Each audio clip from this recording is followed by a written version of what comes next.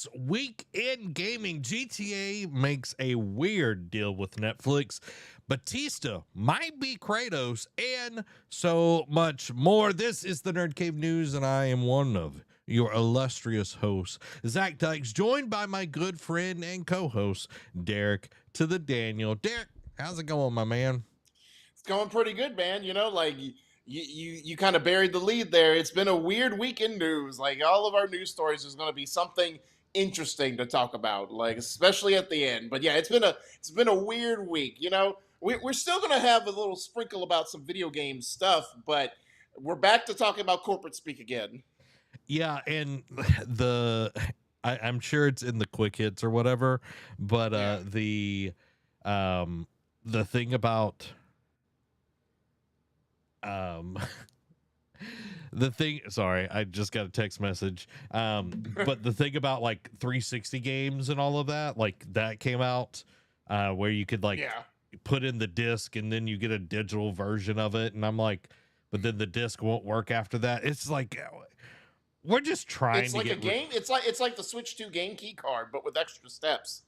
Yeah, I'm like, are we really just trying to get rid of like physical games completely?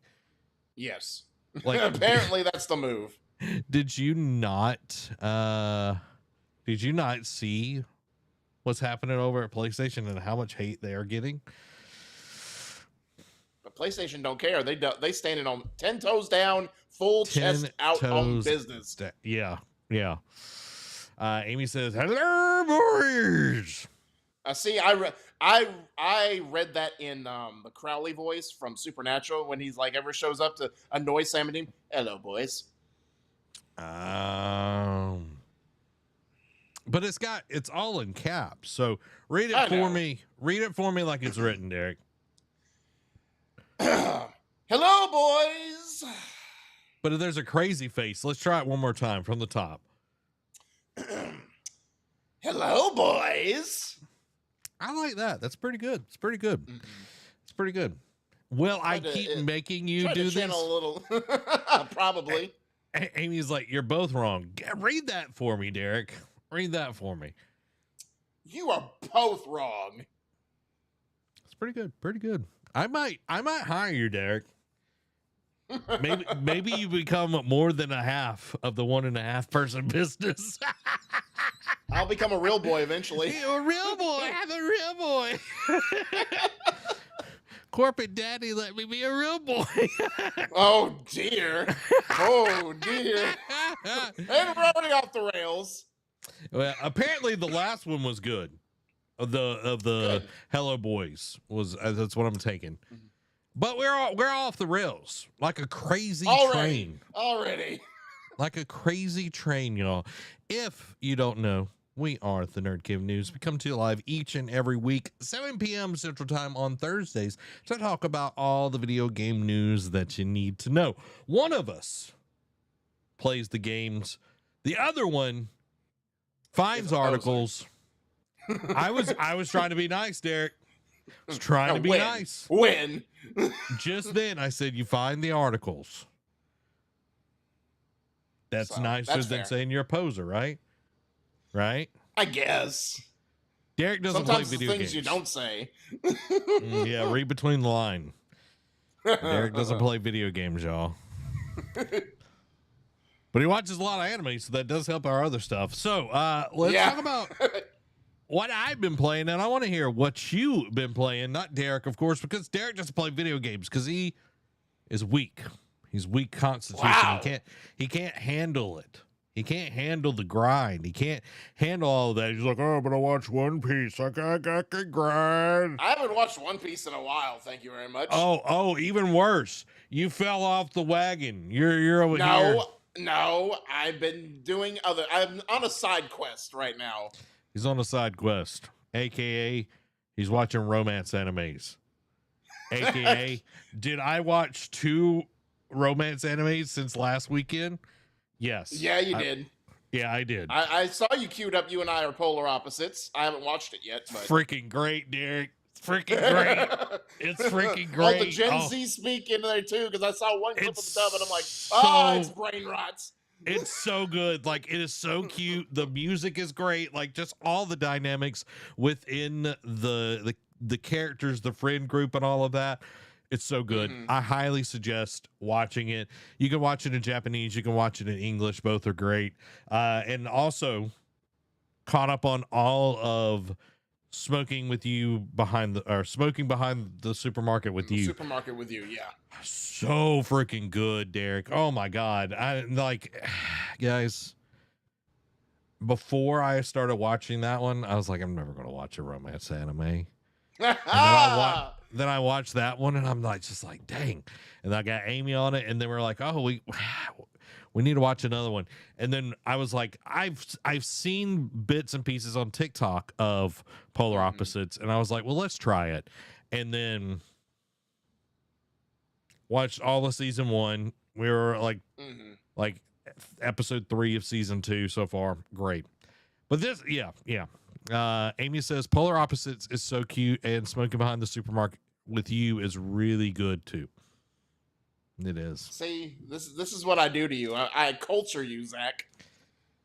Yeah. But we'll talk about what we've been watching on our other show, Eat Sleep Anime, because I'm not going to let Derek off on this one, okay? I have been playing video games, y'all, and I played a good chunk of Death Stranding 2 over the weekend. And Derek, this huge pivotal moment happens, okay? Okay. And another one, because I know you said you got to the big, like, 30-minute cutscene that Kojima's known for. Dude, got another one. It was like 30, 40 minutes. And there was like multiple of them back to back to back. And I was just like, okay, all right. See, this is why when you play Kojima games, you do it when you have nothing lined up within a short time span. Because if you hit one of those, you will be late to whatever event you have planned. Yeah, and thankfully now you can pause them, because I remember Metal Gear Solid 4, you couldn't pause it. And I remember I got a phone call when the last cutscene was happening. The last cutscene's like almost an hour long, and it was my mother wanting to have like a full-blown conversation, and I'm just like, woman! So yeah. Anyway, that's why you just hit straight to voicemail, and then I'll call you back. True. But you know how it is with mothers and all of that. Yeah. But dude, the things that were revealed, I was just like, holy crap! This is, oh my God! I didn't know where we were going with this. Okay, awesome. And then a mannequin pops up, Derek. Okay. A mannequin. And then there's a whole musical dance number and a half-naked man covered in tar. And I'm like, what the crap is going on? Kojima to the max. I was just like, because the dude's like half-naked, got like unitard bottoms on, and dancing around and singing, and like, it's some zany, like, you think that the Alan Wake dance was weird. No, Kojima's like, hold my beer or hold my sake. And he's just like, okay, I'm going to. But was it still good at the same time? Oh, yeah, it was. I was just like, dang, this is so freaking weird. But, you know, Did you understand anything that was going on? Absolutely not. But you were having a good time. Yeah. So I played a good bit of that, and then I'm working on 100%ing Lego Batman Legacy of the Dark Knight, and I'm close. I'm probably like 10% away. I've got to finish like one area, getting all the activities, and then I've got like a few like smaller things to take care of, and then I'll be there, Derek. I'll be there. So how going back to Death Stranding 2, how far do you think? How would you say? How far are you from beating the final part of the game, or like beating the game? I think I'm in the last part. I'm in the last Stranding. Okay. And I'm looking it up. I looked it up. 17 chapters. Let's see. Okay, I'm in chapter 14. So I've got You're in the final stretch. I'm in the final stretch, and I can only imagine what is about to happen. Which means you still have 3 hours of cutscenes to watch. No doubt about it. No doubt about it. Because now I'm like, oh, I have to go retrek these places, and I'm like, okay, we did this last game. I don't like that trope of like, oh, you have to go back here. You have to, because I just did it one, and now I'm having to do it again. And I'm just like, this is slightly annoying, and I don't think is a great way to tell a story. But I'm not Hideo Kojima. You know, me and him, we hang out, we get chicken nuggies. You know, you might hang out with Cory Barlog and get tattoos and tramp stamps, but me and Kojima, we hang out and we eat chicken nuggets from Chick-fil-A because, you know, he loves Chick-fil-A. So True. yeah, that's what I've been playing. Yeah, there's some cool things that I want to try out on the emulator side of things. There's one with where they've done with like Pokemon, where it's like 3D looking and like made it look more, not necessarily modern, but like up the graphics and all of that on like the original games. Looks really, really cool. And then there's a new thing for Legends of Dragoon that makes it 4K. Ooh. And it looks really crispy. Looks really crispy. So crispy. So I'm really, really excited about that. I know I didn't stream Tuesday, so didn't jump on Halo or anything, but I'm almost like, I kind of want to just play something else at the same time. That says something, you know what I mean? You know, yeah. Amy asks, what did you play, Derek? We've already established this, Amy. It would be nothing. What did you play, Derek? You know what? I'm going to shout out my wife. My wife plays more video games than I do, and you do. That is fair. Yeah. So. Yeah. Amy's like, Death Stranding is too weird. Now, Dan, have you played Death Stranding 2? I know you were the one that really pushed me to play Death Stranding 1. So I'm curious if you had played Death Stranding 2 or not. Derek, in a perfect world, if you were to play a video game, what video game would you play? Yes, I don't even know it. This, like, I kind of want that itch to go in because I never went and played the DLC for Horizon Forbidden West, the Burning Shores. So kind of want to just do that just to get that, because when I was updating my things, I was scrolling through all the games. Because, you know, if you don't play the games for a while, the automatic updates turn off. So I was just going through and seeing what updated. I'm just like, you know, I never played the Burning Shores. Like, I kind of want to, just to see what happens, just to see if it kind of not retcons the story, but adds any more to what happened at the end of Forbidden West. Because I know we both have already talked about how much that ending just weirded us out, and was just like, what is happening now? Like, what? Yeah, it was not great. And now with Reddick passing away, you know, it makes it where it's like, are we recasting? Are we continuing the story on? But it seems like we're just getting a bunch of different multiplayer games that do the franchise no justice at all. Yeah, I know. But hey, we're going full bore with something. It's the best non-multiplayer IP that we could go with. But now we're getting multiplayer.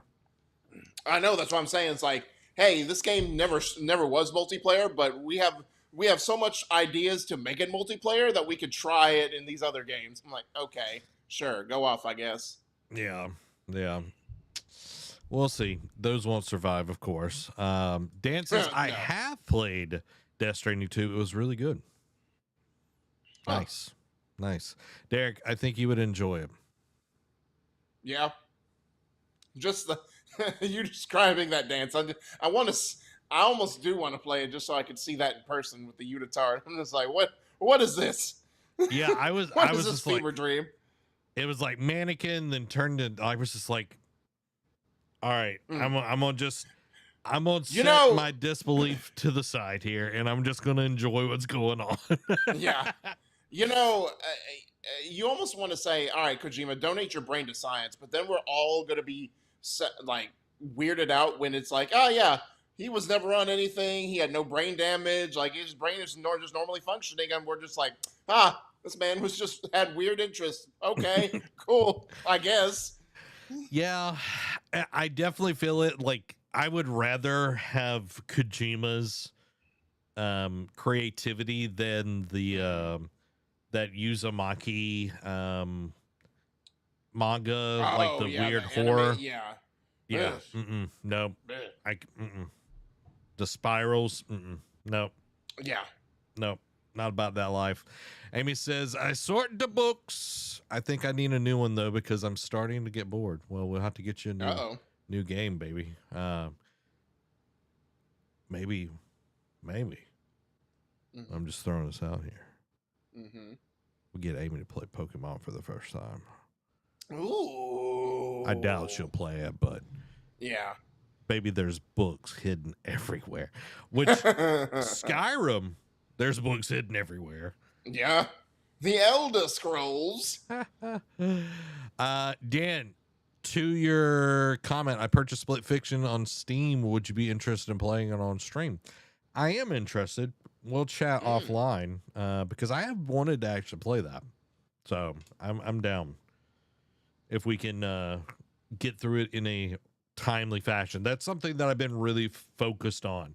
Derek Now, is like, Split Fiction is the one that's by Joseph Ferris and Hazelight, right? yes, yes, Got you. yeah.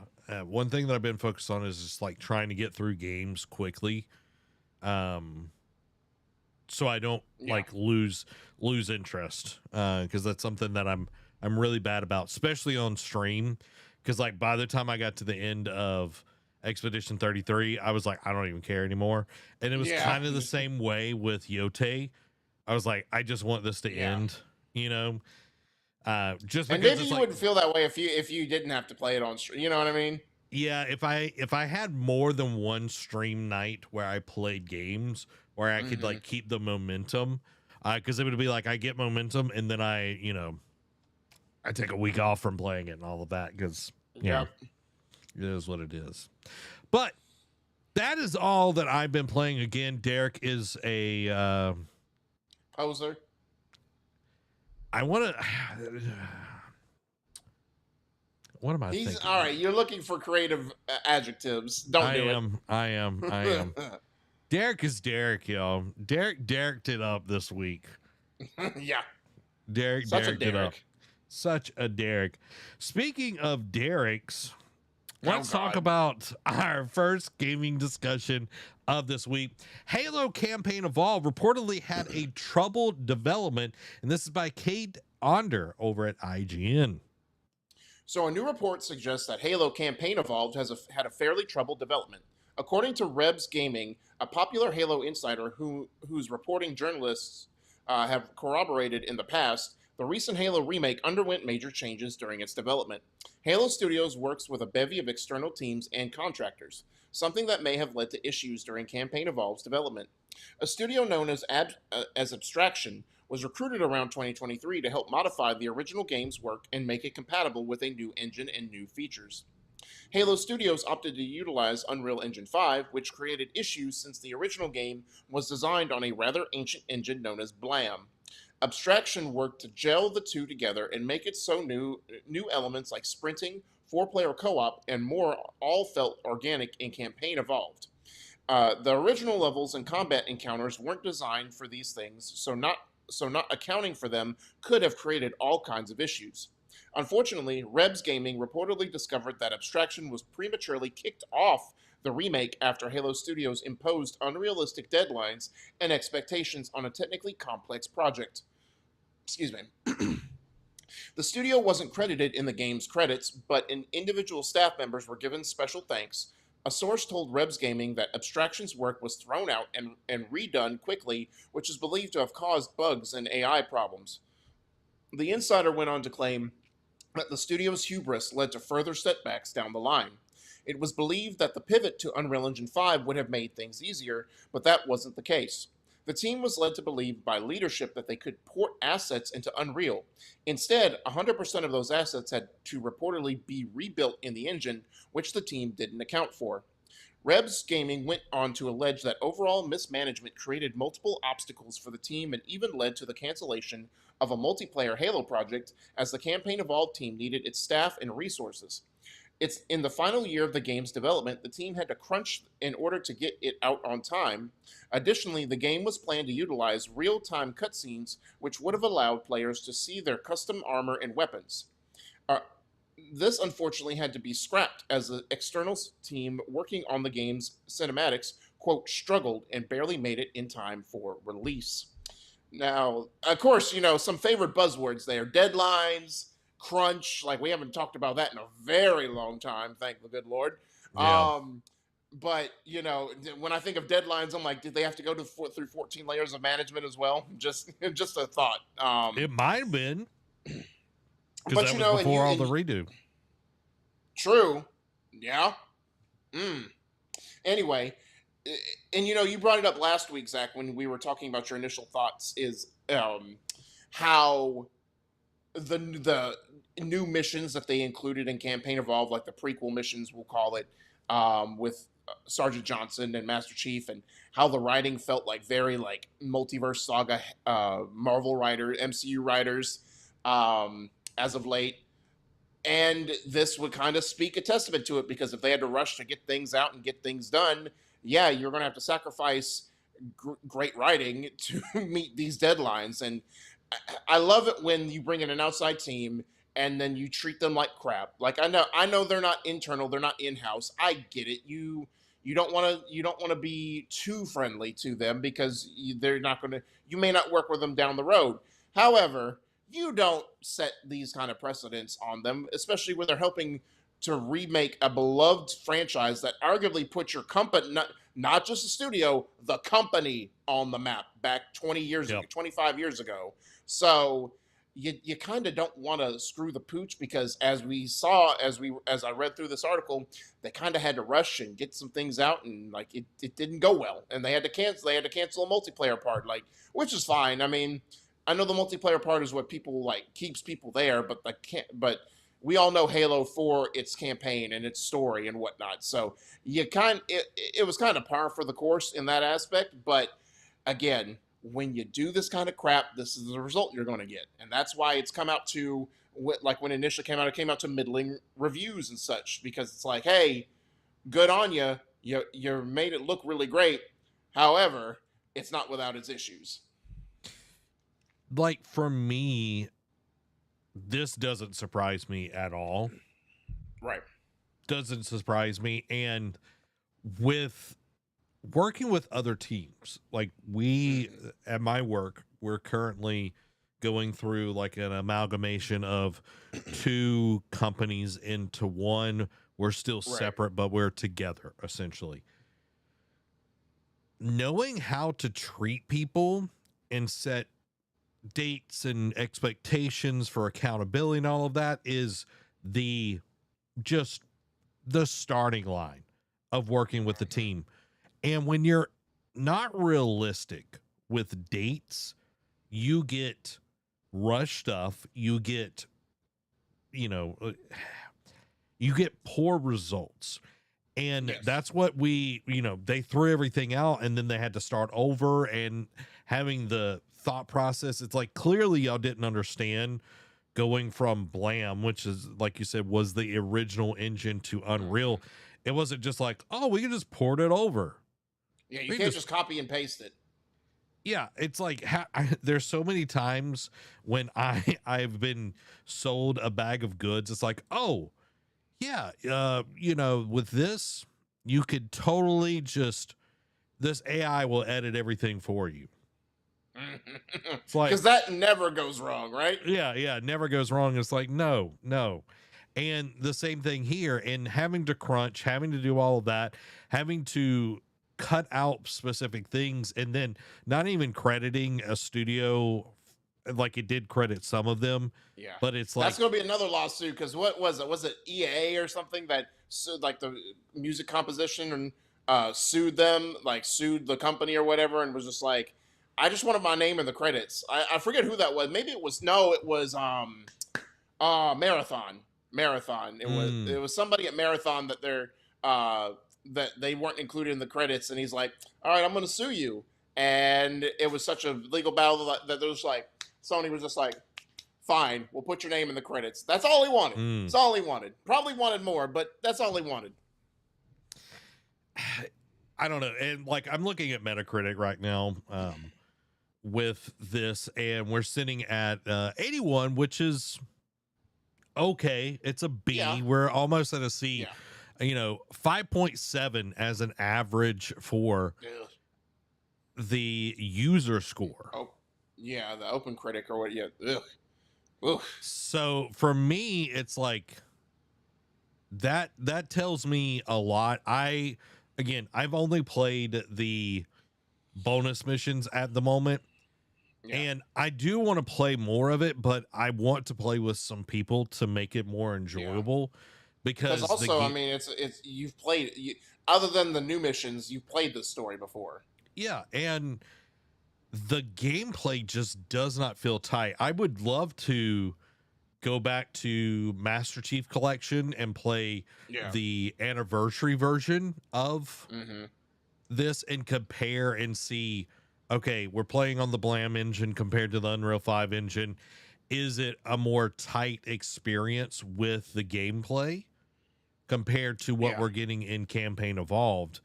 Now, I will say there are some interesting things that we've got added to this with, 4-player co-op compared to like 2-player and everything.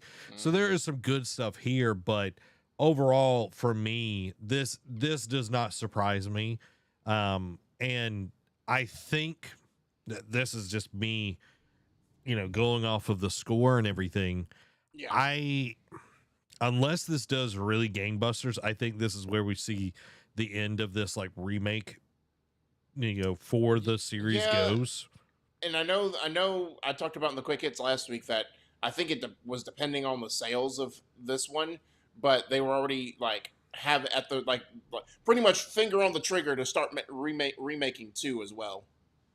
Well, and like you look at like Anniversary Edition, it sold pretty well from what I remember. Right. I'm looking it up, but this I see some people talking about it, but I don't think people are as excited about it as, Well, and it's also a multifold thing because with all the things going on at Xbox, is like, is this hurting game sales? Because I mean, the Doom Dark Ages DLC came out, and it just felt like a, for lack of a better phrase, a fart in the wind. It just came and went. Like people talked about it for a minute, and then it went away because what happened on that day? It let a bunch of people go, and they couldn't even put a memoriam on the wall in the, as HR came in and was like, you could put this in the break room or whatever, but you're not putting it here. And they're like, okay. So I think with all this cloud of negativity hovering over Xbox, and I know they're going through a reset. I know hopefully it'll be for the betterment of the company down the road.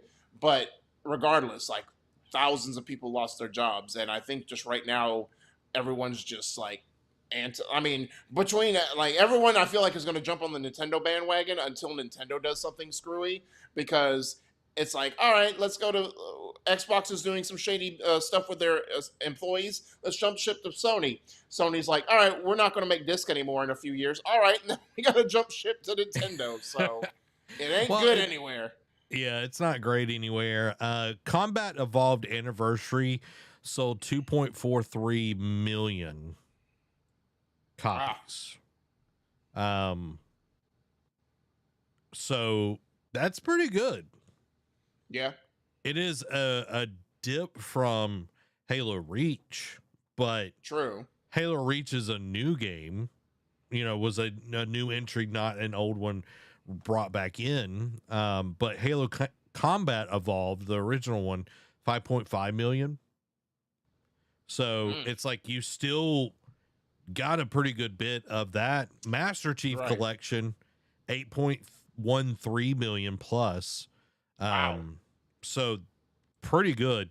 I can't believe Halo 5 has one of the most sells. Can Yeah, you I know, and guess, that's Derek? Can you guess, Derek, what sold the most?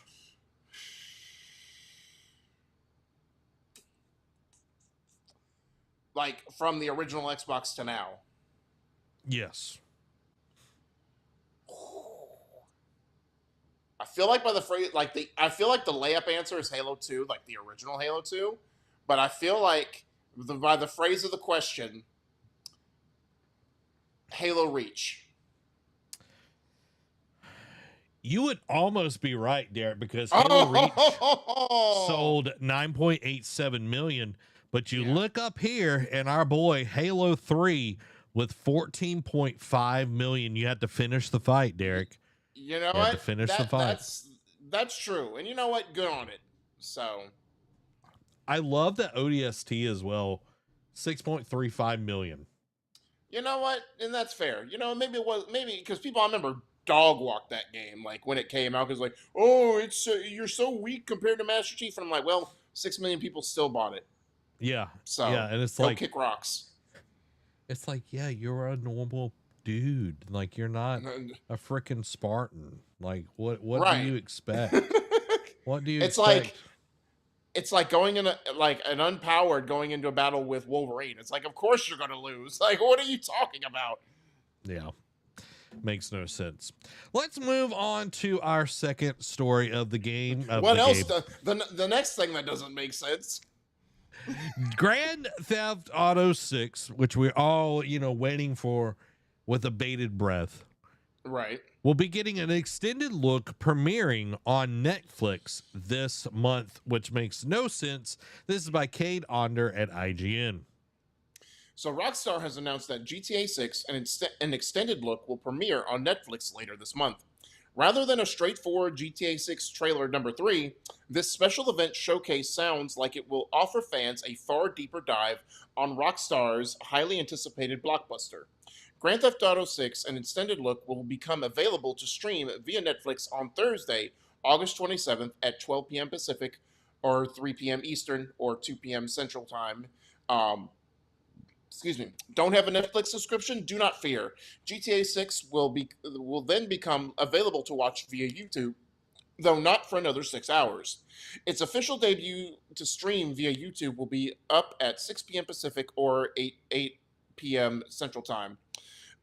In a blog post on the event, Netflix described that the GTA 6 an extended look as a quote first of its kind partnership between the streamer and Rockstar. The new iteration in the blockbuster series comes 13 years following the debut of GTA 5, the same year that Netflix was beginning its push into original programming. This collaboration represents the next generation of storytelling and content on Netflix. Grand Theft Auto reveals have become cultural moments in their own right, said Brandon Regg, Netflix's VP of nonfiction series. The anticipation and fandom around GTA 6 is unprecedented, and we're honored that Rockstar Games has partnered with us to debut the next part of the GTA story with Netflix members first. It's a reflection of what we hope Netflix is becoming, a place where the most ambitious storytelling from any medium can find the biggest possible audience. Jason and Lucia, or Lucia, Lucia, have always known the deck is stacked against them. But when an easy score goes wrong, they find themselves on the darkest side of the sunniest place in America, in the middle of a criminal conspiracy stretching across the state of Leonida, forced to rely on each other more than ever if they want to make it out alive. The past few months have seen a steady uptick in activity promoting GTA 6 after Rockstar revealed the cover art for the game back in June and opened the game's pre orders. But while some fans have expected the game's third trailer to debut around the same time, Rockstar instead released a big batch of new screenshots which tease all kinds of new details about the game, but no trailer number 3. And of course, with regards to the end part of that article, it's like Rockstar beats to the beat of their own drum. They don't have to conform to norms, even with their own game reveals. They're like, you know what? Normally we do a trailer number 3 when we open pre-orders or the next trailer. We're not doing that. We're going to give you something different. Now, again, like we talked about it in the pre-show before we started, before we went live, that how much money did Netflix have to shell out to get this exclusive look? And I like the callback. It's almost kind of like butt kissing a little bit. It's like, oh, 13 years ago when we got into original content, GTA 5 was premiering, and it only makes sense when we take this new chapter in our life. GTA 6 is the first to be a part of that. I'm like, okay, you know, stop it. Put some chapstick on. Your lips look rough. So like it doesn't make sense. Like it really doesn't. No. This and it feels almost like sounds like a glorified Netflix doc. You know, like the whole like trend, like what was it, a couple weeks ago on TikTok was me sitting down for my documentary about whatever, you know, is involving their job. It's like, it feels like Rockstar sitting down. It's like me getting ready for my extended first look on Netflix. It's like, okay, go off, I guess. You know, if I was Rockstar and Netflix came to me and was like, hey, we want to give you a bunch of money. Yeah. And I'd be like, say less. Right. You know what I mean? Oh, more money to fund or just fund GTA Online? Cool. Yeah, it's like more money to not pay our developers when we laid them off. Right. Good. Oh, but they were talking about secrets of the games. Yeah. This just feels like a way for Netflix to make money off of GTA. Yes, is Red Dead Redemption on? Yeah, it's on Netflix. I think at least the first one. You can get it through that and everything. So it's like they already have some sort of relationship with Rockstar. So it's like, okay, whatever. I'm wondering how much money, one, that they paid GTA Rockstar for that. Two, I don't know how many people will subscribe to Netflix to just get the news. Correct. Especially when they bury, you know, when they kind of shoot themselves in the foot, being like, 6 hours later, it'll be on YouTube to stream. And I'm like, yeah, I know they could say, oh, well, people will see it 6 hours early. In the age of streaming, like in binge watching, like COVID brought back binge watching to an extent. I know more people are like watching at like the episode. I know we're kind of going back in a flux of, give me stuff episodically, especially like when it comes to anime and whatnot. But people still binge watch, and like they don't care. Like, okay, if I can watch it 6 hours later, especially with people's work schedules, they're like, I don't have to get a subscription and I can watch it for free on YouTube after I get off my 9 to 5. Of course I'm going to do that. Like what idiot wouldn't do it? So, dude, as soon as this goes live, there are going to be people ripping it and putting it up on YouTube before that 6 hours is done. So it's just like, okay, you might make a couple $100,000, but you probably paid millions of dollars to get this. So you about to say you shelled out dollars to make pennies. Yeah, you're stepping over dollars to pick up pennies. Yeah. So hey, whatever. Good Netflix on you. is going to Netflix. You know what I mean? Like, and then after they do this, they're going to raise subscription prices again because they didn't make the money they thought they would. Yeah. But Derek, I've been called a communist this week, so you know what do Put that I know? in your bucket list. What do I know about business? I'll say, well, Kim Jong-un will call you real quick to be your bestie. Yeah, me, Rodman, and Kim Jong-un hanging out together. We're gonna go see Putin here in a little bit. Oh, well, if you want to escape your corporate daddy, you can do it right here each and every week at the Nerd Cave. We're live on Thursdays. We're live on Tuesdays, 7 p.m. Central Time, to bring you all the good stuff that you want. We also talk about anime. We love anime here. You could literally tell because Derek, he doesn't play video games anymore because he's an anime. He's a weeb. He's a Orochimaru. Okay. He said it right. I'm so impressed with you. I know. I'm very impressive, Derek. Guys, Go ahead and hit that like button so you don't miss out on anything that we do right here. Now, we're into our third topic of the show, and this is not one that I thought I would ever say. I thought he would be in Correct. Gears of War before becoming Kratos. Right. I think that was But a sentiment for everyone. Dave Bautista as Kratos, and this is by Marcus Stewart over at Game Informer. Production of Amazon Prime's live-action God of War TV series halted last month after Kratos actor Ryan Hurst suffered a bicep tear while filming. Hurst will require months of rehab following his surgery. Amazon is recasting his role. Variety reports that Dave Bautista may be filling those shoes. According to Variety sources, Bautista is in talks with Amazon to portray Kratos in the upcoming series. Bautista, a former WWE star, is best known for portraying Drax in the Guardians of the Galaxy franchise and the wider MCU, but has notable roles in the Dune series, Blade Runner 2049, Glass Onion, Knock at the Cabin, Army of the Dead, The Killer's Game, and is set to appear in Roadhouse 2 and Highlander. Bautista is no stranger to the world of video games, as he appeared in Gears 5 as a model swap for Marcus Phoenix after the actor campaigned to portray the character in a movie. Deadline has previously reported that 4 episodes of God of War has been filmed at the time of Hurst's injury. It's unknown if those episodes will ever see the light of day. The rest of God of War's cast so far remains the same, which includes Callum Vinson as Atreus, Ed Skrein as Balder, Max Parker as Heimdall, Olafur Dari Olafsson as Thor, Mandy Patinkin as Odin, Alistair Duncan as Mimir, Danny Woodburn as Brock, and Jeff Gulka as Sindri.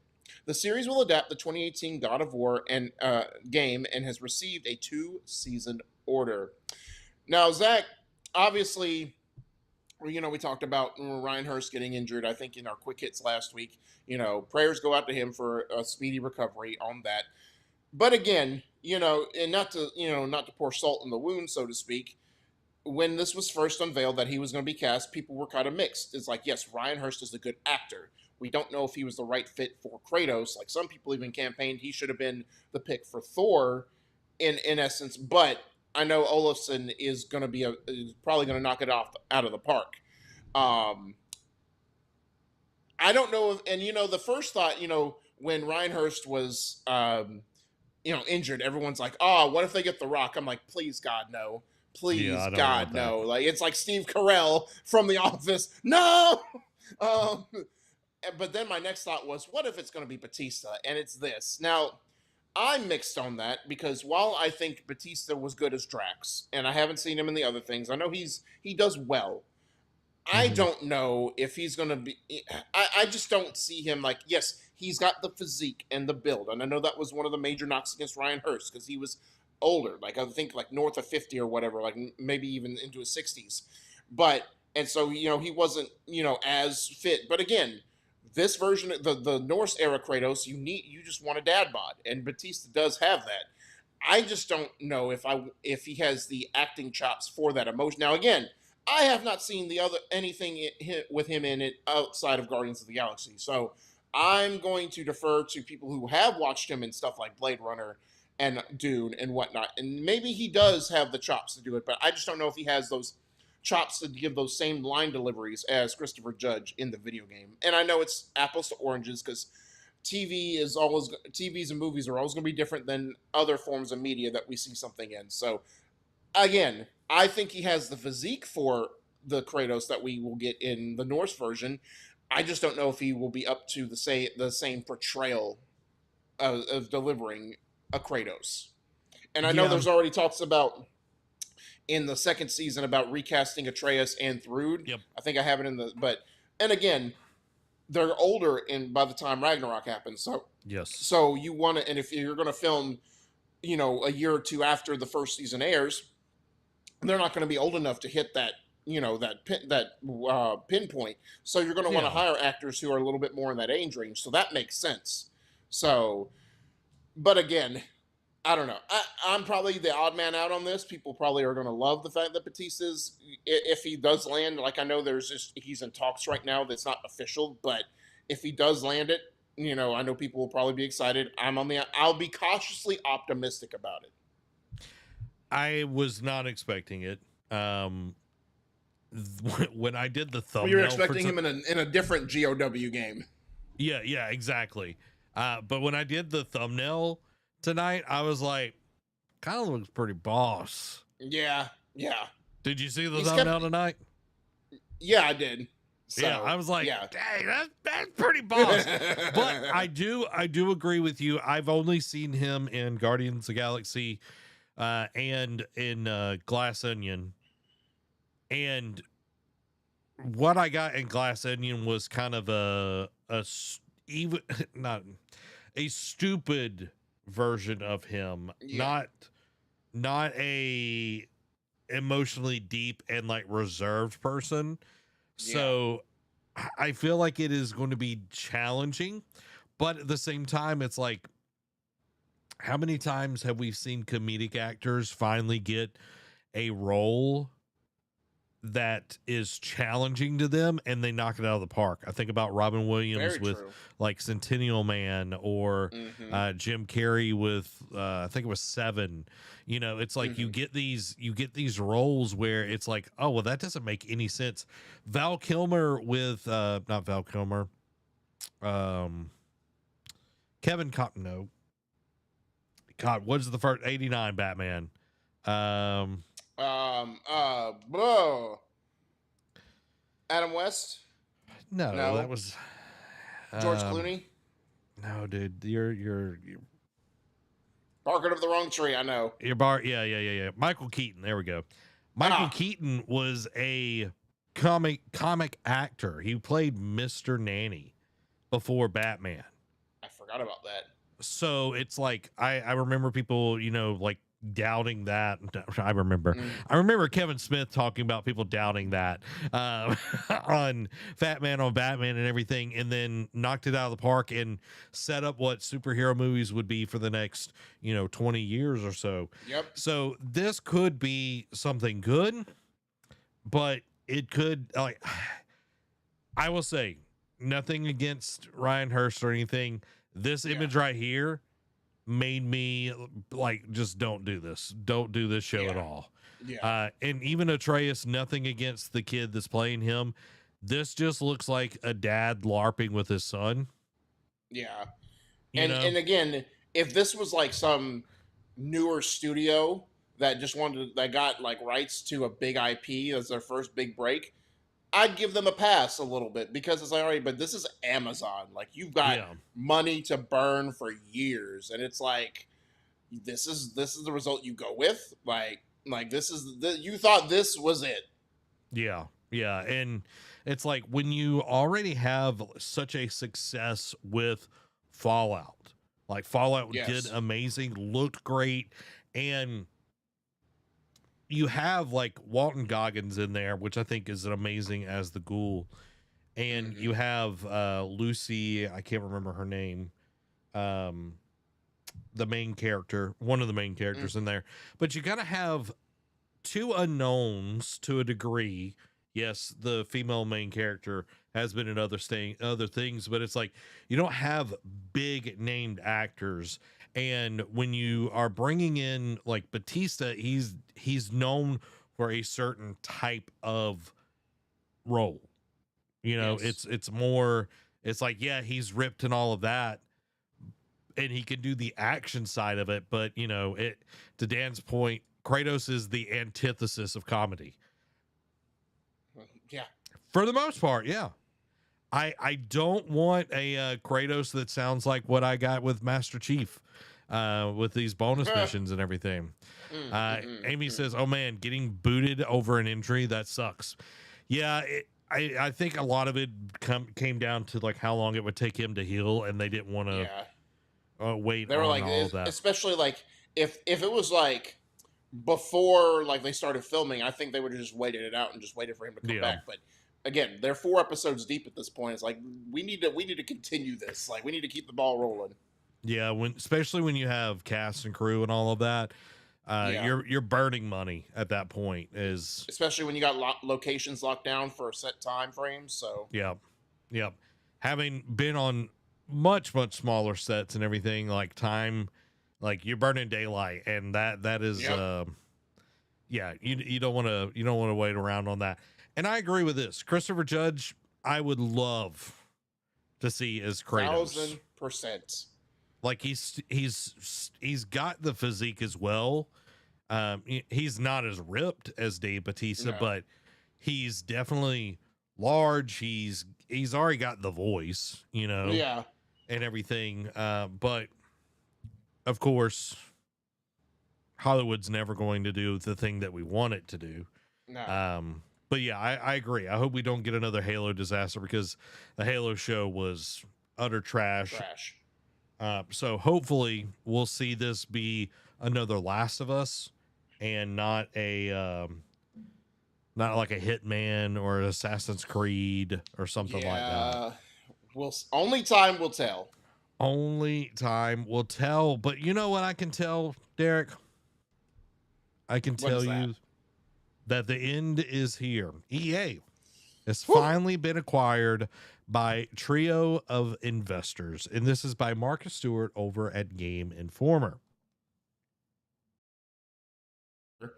Pretty much a year ago, Electronic Arts announced plans to be acquired by a trio of investor groups, taking the once publicly traded company private. The acquisition is now complete in a move EA claims will position it to, quote, accelerate creativity and innovation to shape the future of entertainment.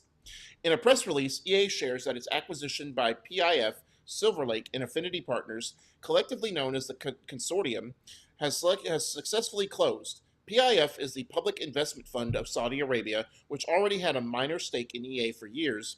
Silver Lake is a multi-billion, with a B, dollar technology investment firm.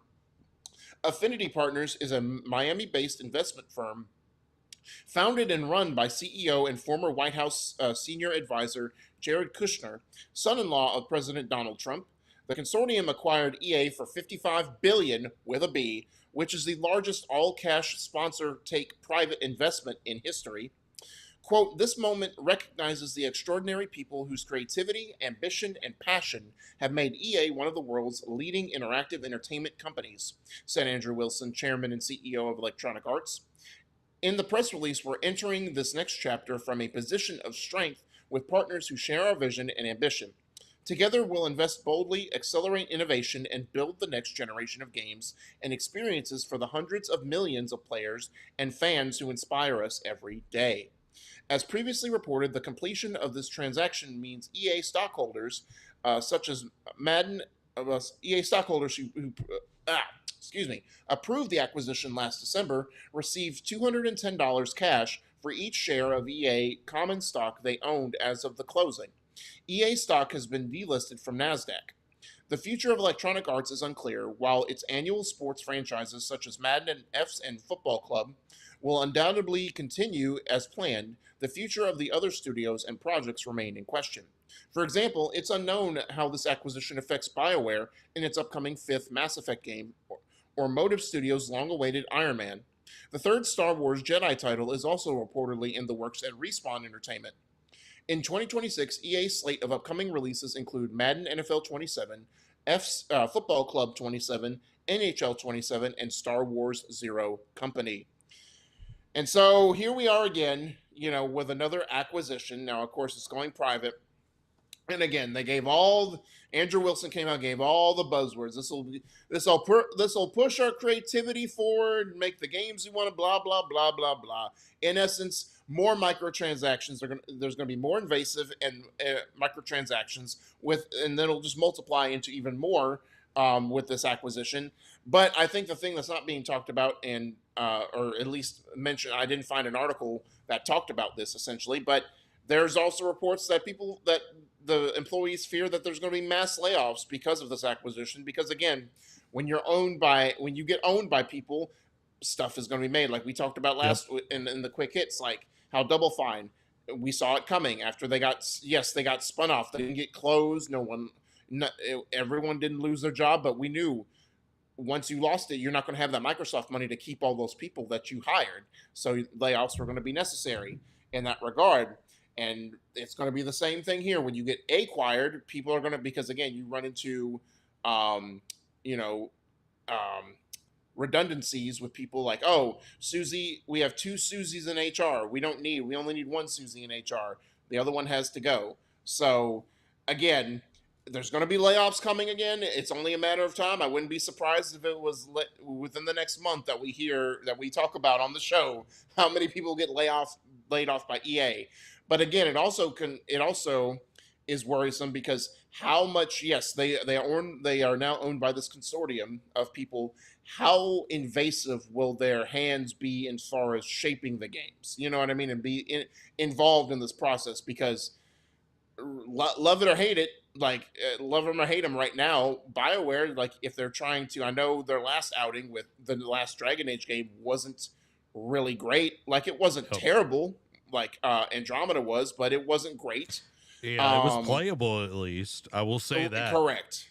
Yeah, but now that they're trying to correct the ship and make a Mass Effect 5, and then what, like the next Jedi game, and is like a franchise we both love. Rest in peace, Vincent Bella. But what does this mean for that series? Like how much will that, I mean, the sports franchises won't change. I mean, again, the microtransactions will probably be more invasive, but I mean, it's just going to be copy and paste with those games. But the ones we care about, like the story-based ones and like the ones that, we're anticipating, how much will those change over the course of the year? Like I promise you, if they take an Andrew Ryan, let's make everything live service now to recoup some of this money back, I will throw everything electronically at the wall. So I think that this is going to open the door for some things that will shift the industry once again, because we look at Overwatch back in the day, it really opened up the microtransaction, because before that, all we really had was like DLC. We had the cosmetics to a degree, horse armor. And then we saw the loot boxes become a thing. And then we saw EA go after loot boxes with Battlefront and all of that. I think this that didn't ruin that game at all, did it, Zach? No. You didn't make a tirade video about that back in the day at all, did you? I feel like every video back in the day was me tirading against microtransactions. But I look at this and it reminds me of an article over on thegamebusiness.com, and y'all should go check out Christopher Dring. He's doing amazing work, a lot like Jason Schreier, but he talks to the ad boss over at EA called Alexander Dow, and brought up some very interesting things here within this, talking about in-game advertising. And I think we're going to really see a uptick, because EA has been kind of pushing this for a long time. We've seen it in racing games. We've seen it in sports games. But Dring was talking about how can this go beyond just the plus potential Ultra? Plus Ultra, going beyond the potential of just sports games. And I'll just read just a little clip for y'all so y'all can understand here. EA is more optimistic on the potential, but much of what the company has shared is around EA Sports, Football Club, College Football, Madden, and Skate. They go on to ask, what is the potential outside of sports? And Dow said it has to make sense for the game. It's easier to imagine what that looks like in sports, because what you're really trying to do is mirror the real world experience. But if we pull on that thread, how do we actually understand what the players want, the progression, and can brands be a part of that experience? Take the activation we did in The Sims with Coach. The Sims is not a sports game, but we understood that the Sims community wanted. We did some surveys to understand what type of brands would they actually want to see in the game. Where is there a good overlap in the audience? And if the brand were to come in, what's the right way for them to do it? And what we did with Coach was democratize access to their products. The Sims community Coach didn't want it to be a paid product in the game. They wanted to drop their entire product line, put it in front of the community, and surprise and delight them. When we did that, the socials blew up. Everybody was talking about it. A bunch of our gaming creators were talking about it. They were really surprised and happy that it was made free, which is huge.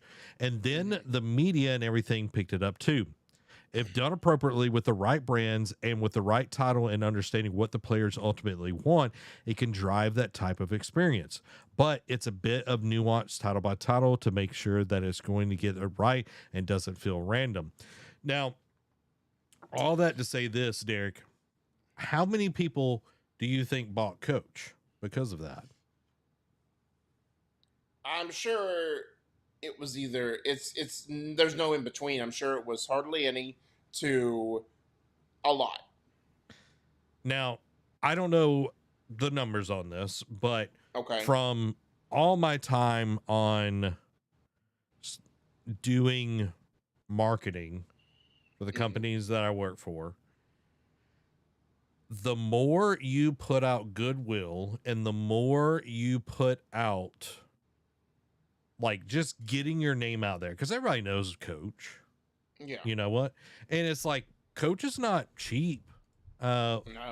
I don't know off the top of my head how much a Coach purse is. Let's see. 119 is what it's looking like, just kind of starting out. So, Derek, what if I said, okay, you've got your Sims and everything, and you've really been looking at that Coach bag? Well, guess what? You got that Coach bag. You got those Coach shoes. You got blah, blah, blah, blah, blah. And your Sim is styling and everything. And you see that every time the game comes on. Yeah. How much is that worth to Coach? Oh, I'm sure it's a pretty penny. Probably a lot, because you are getting so many touch points with this group of people that probably wouldn't buy Coach normally. You know what I mean? But you're getting tons of touch points every time you turn it on, every new character, and all of it was free. That's a lot of goodwill. And all you had to do was get some digital assets into this game, and people love The Sims, Derek. I know. And my God, does Sims 4 love charging for stuff? But hey, you get Coach for free, a real brand. Dude, this is going to be such a huge change in what we're about to experience. Brands are going to be paying out the wazoo. You're going to see Fortnite not only taking characters, because, dude, they're getting paid money every time we see a new character in Fortnite for a movie or a TV show or whatever it is, or a game crossover. They're getting paid money. It's advertisement, and it doesn't have to be Taco Bell, Live Moss, ding, and then you go into let me pick my play. You know what I mean? It's like, this replay is brought to you by Dr. Pepper. I know, dude. I promise you, if in the next Jedi game I see, this Star Destroyer is sponsored by Spirit Airlines, I will literally go burn EA to the ground. I promise you. Again, there will be ham-fisted approaches to this. Oh, yeah. There will be ham-fisted approaches to this.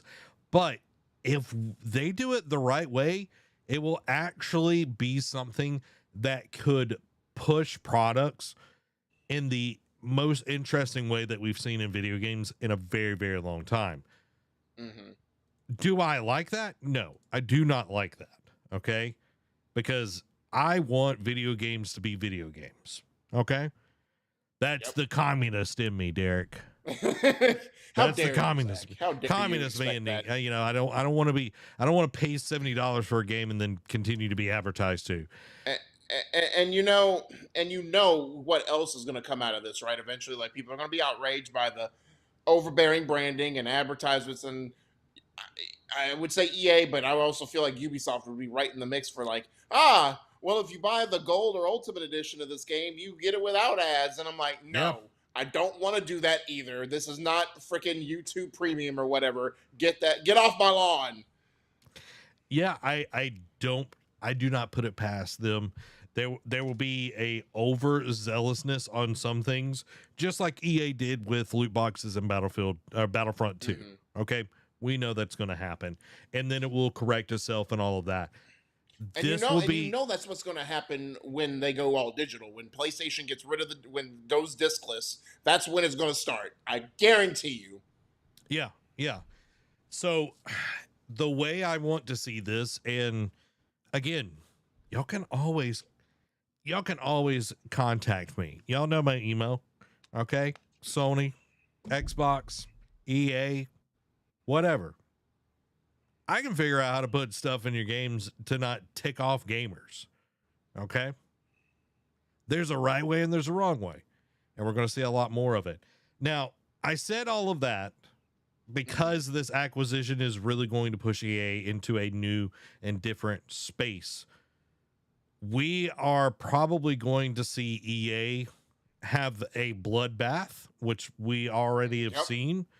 Some of that already happened with the Battlefield team losing a lot of people. You know, I think it was like 150 or something like that, if I remember right. And then we're going to see, because now it's owned privately. And when you buy something for $55 billion with a B, just like Microsoft over there buying Activision for 60 something billion. Yeah, 69. They want a return. And guess what? Yeah. The easiest way to get a return is to whittle that staff down. Yep. So, as much as I'm a commie, okay? Only losers are empathetic. Only losers are empathetic. I think we're going to see a huge loss of talent over at EA. And when you only have had really Derek, you can correct me here. I don't know of any other like EA game other than Battlefield 6 and the Jedi games that have actually done well. Correct. Yeah, no, I think you're right on that. And like, I know Madden always sells decent and like they keep putting them out and everything, but it's like you have to have more than just those things. You have to have those outliers and everything. No, that's all they need. You know, they're going to focus on. They're going to take a Microsoft approach. They're going to focus on the core franchises going forward now. Yeah. That'll make you money. Yeah, let's be Disney here and let's milk the things that make us money, and then nobody wants to watch them. Yeah. I am a diehard Star Wars fan, but I have not watched anything Star Wars in a very long time. Yeah. So those are my thoughts, Derek. Do you have any final thoughts on EA's acquisition? I know it's going to happen, but layoffs are going to be inevitable. But when we were talking about the ads, oh my God, just please don't be invasive. Don't. I know it's going to happen, but please, if anyone at EA hears this, please don't be overly invasive with it. Learn from Battlefront 2 about invasive loot boxes. Please don't make that same mistake again. Please. Also, I'm dropping in the comments right now the article that I was reading from Christopher Dring, just so y'all can check that out. Chris is doing some amazing work on the gamebusiness.com. Go check out his podcast and everything as well.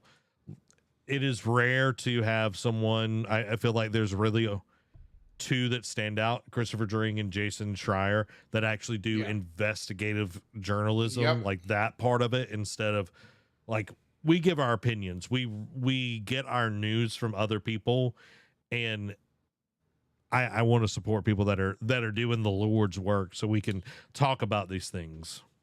You know, if there were PIs for video games, those two would be at the top of the list for sure. They would. And everything would be in black and white, and they'd be like, they'd say Dame and all of that.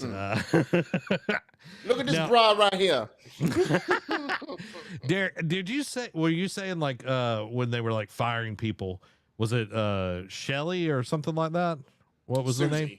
Susie. What do you have wrong with Susie's? Why are you firing all the Susies? Are you I don't know. Like that's just the first thing that comes to mind. Johnny and the old example back of the day was like Johnny and Susie. So that's just what comes to mind. True. Now, Derek, when you are letting go people, you're firing people, do you just let it go by name? That's like, I don't like that name. I don't like that name. It's like anybody that's named,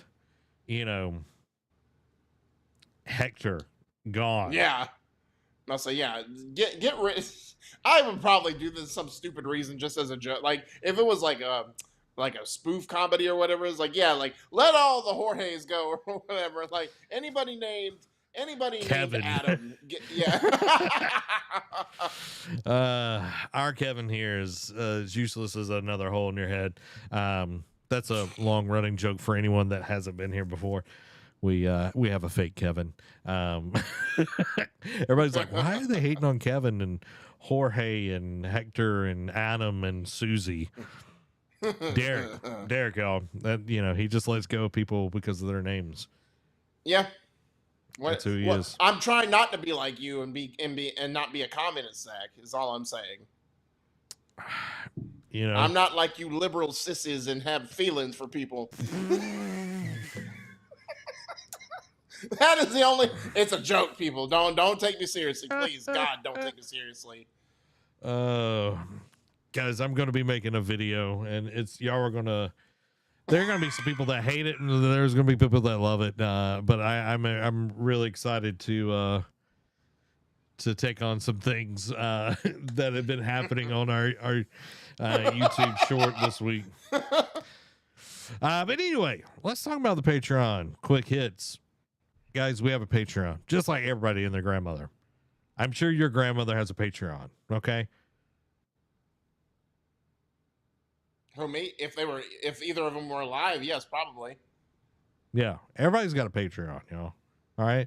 So, what you can do over at our Patreon, you can find a Nerd Cave tier that fits best for you. It could be the free one. It could be one that you're just like, man, I really want to support this 1.5 person business because that's how many people here. Actually, Derek, I do have a little. We might be a 2-person business now. We might be a 2-person business because Amy edited a bunch of stuff for me this week. So if she keeps it up, oh, there we go. She might be the other half, a 2-person business. We have 2 halves and 1 whole. I'm fine with that. So, but it doesn't have the same. Does it have the same ring though? 1.5. I know we've been going with the same shtick for years now. So I mean, we'll see. We'll see. You might just have to lay Amy off, and that way we never become a whole person. Not doing that. Not doing that. Dan, I thought you were going to say Amy was pregnant. No. No. No. She was editing some stuff for me this week. But y'all, patreon.com/nerdcave. Pick a membership for y'all. It will help us out so much. It means a lot for everybody that has gone over there, got the free membership or one of the paid tiers. So thank y'all so much for going over there. Become part of the ship, part of the crew, and keep the lights and the mics on over at patreon.com/nerdcave. And now it's time for the Patreon quick hits. Starting off, Assassin's Creed Hexe reportedly won't launch until the second half of 2027 at the earliest. Control Resonant gameplay director confirms its core experience will last around 30 hours. Thimbleweed Park 2 has been announced and will launch in 2028, our first confirmed 2028 game, which is crazy. Pop punk action RPG Stupid Never Dies gets an October 21st release date.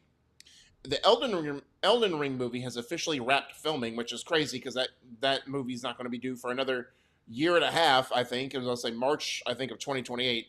Crazy. NVIDIA graphics cards are about to get even more expensive as the company gets ready to raise prices by as much as 30%. NVIDIA won't be alone as AMD plans to raise prices as well. The RAM crisis is getting so bad, AMD is bringing back its 4 gigabytes graphics cards. Gaming made up just 6% of AMD's earnings this quarter, while Team Red cashes in on AI. The RAM crisis is expanding to motherboards now. This is also very concerning. RAM companies have already sold through their entire 2027 manufacturing capacity, and we're only halfway through 2026. Wild. Sony has shipped 95.3 million PS5s worldwide. Lord of the Rings War in the North remaster chatter heats up as Legacy Edition leaks on Steam DB. Sony is talking to retailers about around the globe regarding its digital-only future. Sony has enough RAM to meet its projected PS5 sales volume for the fiscal year 2026. Super Mario Sunshine joins the GameCube lineup for Switch Online. Elden Ring fans hope for Godwin DLC after From Software shares cryptic social media post. Xbox wants to eventually reach more than 1 billion with a B people each day. Asha Sharma tells staff that the target is to get halfway there by 2030. Dungeons and Dragons is getting a Star Wars expansion. Final Fantasy VII Rebirth director admits players got a little bit tired of side content. Rumor, God of War TV series is looking to recast Atreus and Thrud for Season 2. Dragon's Dogma 2 Dark Arisen director confirms a hard mode is in the pipeline. Final Fantasy VII Revelations director says any possible DLC will likely focus on untold stories. Following that, the Revelations director confirms the Fitz job system is limited to 4 jobs per character. Attack on Titan 3, the video game, gets December 10th launch date. Leak suggests the Steam frame might end up being more expensive than the Steam machine. Microsoft reportedly bringing Xbox 360 games to PC and Project Helix. Rockstar Games kills Midnight Club 5 because it wasn't as big as GTA, ex-designer claims. I mean, how many things are as big as GTA? Just saying. Mafia of the Old Country, Man of Honor expansion gameplay highlights new weapons, missions, and more. Fire Emblem Fortune's Weave Direct reveals the true protagonist and plot, details gameplay systems. Action RPG Crimson Moon joins busy September release calendar as it launches September 1st. Naoki Hamaguchi plans to unite Final Fantasy VII spin-offs in Revelations finale. Xbox reportedly planned to continue support for physical discs before its big reset. The Elder Scrolls Online content has been delayed to 2027 following the Xbox reset. Wolfenstein 2009 is reportedly set for a remaster with possible QuakeCon reveal. Beast of Reincarnation dev is planning numerous updates after taking on player feedback. Assassin's Creed Valhalla director Eric Baptizat returns to Ubisoft after 5 years of absence. THQ Nordic Showcase confirmed for tomorrow with Wreckfest 2, Way of the Hunter 2, and more. Moonlighter 2 The Endless Vault launches into 1.0 on September 2nd, with Moonlighter 1 available for free for a limited time. PS5 consoles are now reportedly coming with warning stickers reminding players that physical disc production will end because people will forget and then we'll act like it's not a thing, and then when it ends in 2020, they're like, "Why weren't we told?" Well, Sony's at least telling you now. GTA 5 actor auditioned for 60 roles in GTA 6, but heard nothing from Rockstar. Minecraft is coming to Switch 2 soon with an upgrade path for Switch 1 owners. Xbox is planning its own version of the Platinum Trophy. New capture and achievement features will be coming to Xbox consoles. Call of Duty Black Ops 2 is one of 2026 best-selling games, according to analysts. Diablo 4 Switch 2 leak details release date for mid-September, price and code in a box physical release. Beaten Path, a solo-developed tactical RPG inspired by Fire Emblem and Final Fantasy Tactics, announced for PC and consoles. We also got a new Fire Emblem announced this week. I know they had the Fortune's Weave Direct, though. Was another one? No, that was what I was talking about. Yeah. Did you talk about that? Fortune's? Yeah, I sorry. Like, it talked about the protagonist and the story, and then the combat systems. That was one of the quick hits. I was Googling stuff, so I missed it. That's fair. I was Googling stuff. If you're a Fire Emblem fan, okay, I'm willing to give it a try. Okay, yeah. Tell me which Fire Emblem I need to play. All right, give me one. I was very tempted. Was it Three Houses? That was the Yep. one that came out on Switch 1. That looked really good too. Yeah. It won't be anytime soon that I play it, but I Right. am willing to play it because I've got to get through Octopath Traveler. That one's my Yeah. my next like RPG that I got to get through and everything. But I'm really excited about playing that, and that Final Fantasy we saw at the Nintendo Direct. It also looks really good. Yeah. Yeah. It's one of the revelations, One of the reincarnations. R's. Yeah. I don't know which one it is. Dan says, no. Actually, Derek, read this line from me. No! I loved Midnight Club. They need to bring it back. Let's do one more round. One more round. Okay. No! I love Midnight Club. They need to bring it back. Okay. Well, you know, I'll have our somebody call you. I'm trying also not to disturb my neighbors. The no was good. The no was good. I will Yeah. give you that note. The no was good. Dan says, play Fire Emblem Awakening. That's my favorite one. I know that was on the 3DS, or I think it was a 3DS. Well, I'll have to look at that one.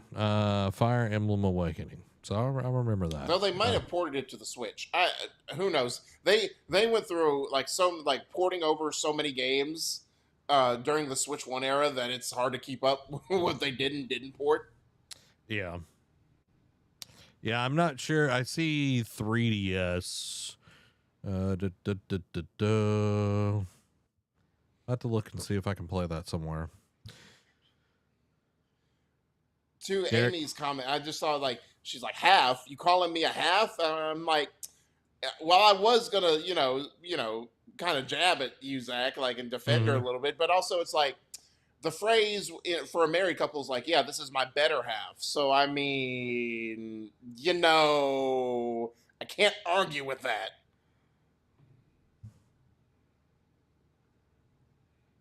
I'm not even going to say anything to that.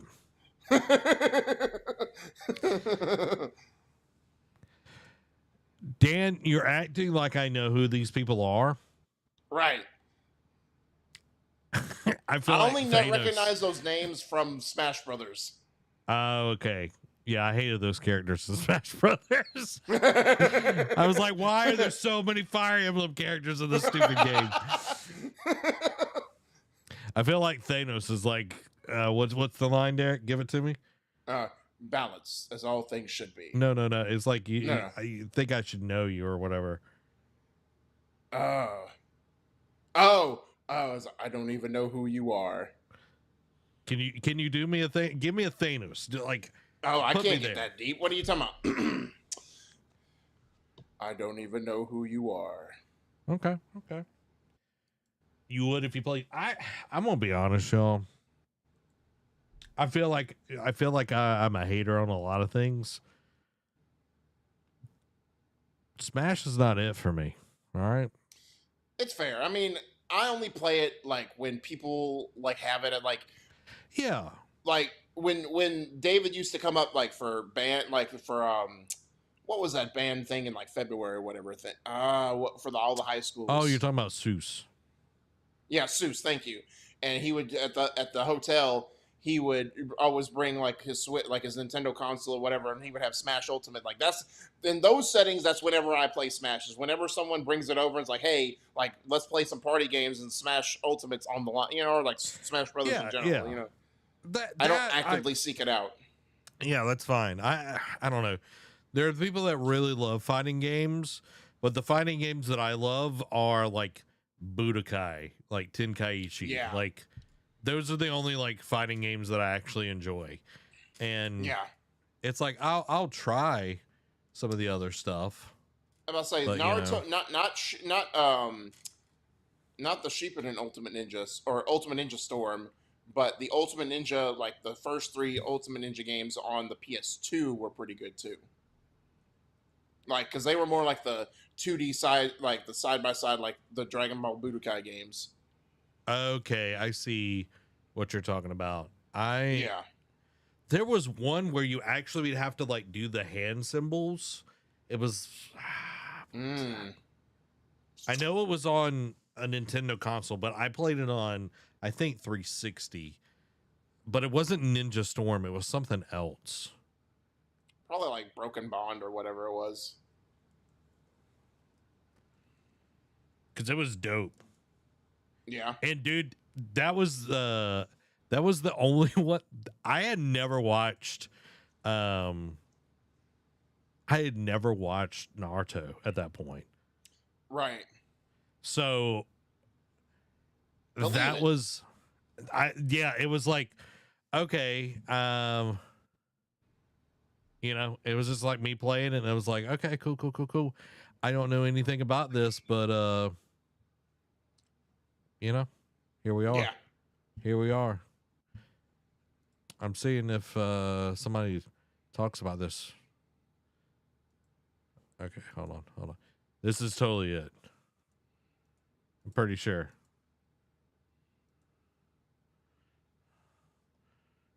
Is that what's his name? And Yeah, this is it. I don't know what the name of the game is. Why do you not say it, boy?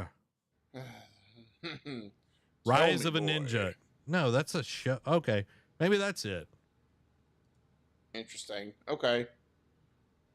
Yeah, that's it. That's it, everybody. If you want a game where you actually do the hand signs, Rise of a Ninja is that. So there you go, everybody. There you go. Well, that's the show tonight, everybody. We hope that you enjoyed it. Make sure to hit that like button. And I agree. I liked 1 and 3 of Budokai. Yeah. I did not like 2 because of the game board. The game board, yes. Oh, no, it had some decent scenarios like Majin Buu absorbing Cell and Frieza, like they give those different variants for fighters, but I'm like, story wise, I'm like, don't change it up so much. Like, come on, guys. Now, did I play the crap out of 2? I did. Oh yeah. But I liked 1 and 3. I liked 1's like what ifs a lot. Like if Cell like absorbed Krillin instead of 18 and you know, just all that kind of stuff. It was good. Well, there we have it, everybody. That is our show tonight. We'll be back on Tuesday to be playing more video games and all that good stuff. And we've got more content that you definitely want to go check out. We love y'all. This has been Zach. And Derek. God bless week. Bye-bye.